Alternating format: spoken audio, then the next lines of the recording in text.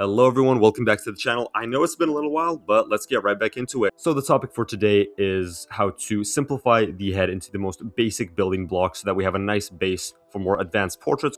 And to achieve this simplification, we're just going to look at the more complicated shapes of the head, and instead of drawing them in detail, we're just going to dump them down into the most angular planes. So let's get right into it. The first thing that you need is an actual head to work with, so draw a simple blob and a little blocky shape for the jaw. Does not have to be perfect. Now I can start adding all of the details and different planes and shapes of the head, and I'm going to start off with the hairline. I'm just going to draw a simple line over here where the top part and the front part of the head meet, and then the rest of the hairline to the side does not matter as much. It's just a placeholder. This person could be bald for all I care.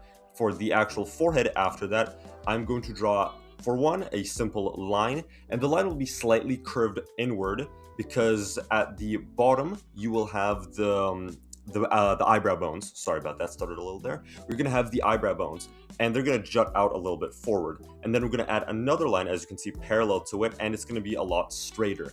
And that is going to be a sort of rectangular shape for the forehead. And then for the eye sockets, as you can see, I think I already drew them right down below here. We're just going to have another simple rectangular shape.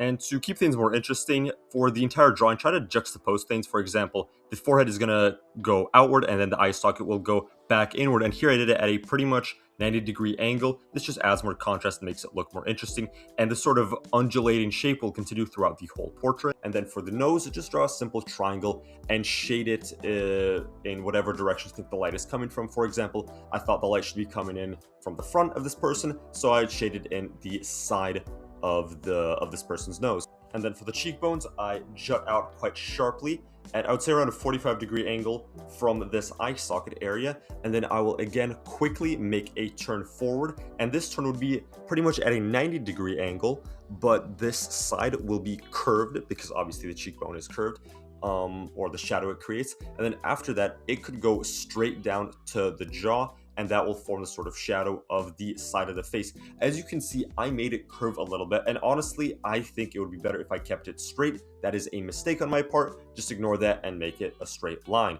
And then for the outside part, you see I already drew that of the sort of chin and jaw.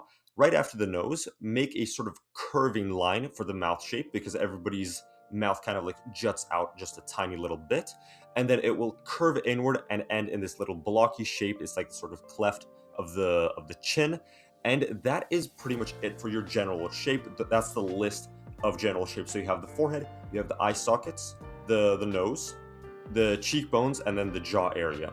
And then what you can do is you can just shade everything that is not in the light. So I shade in the entire half of the head.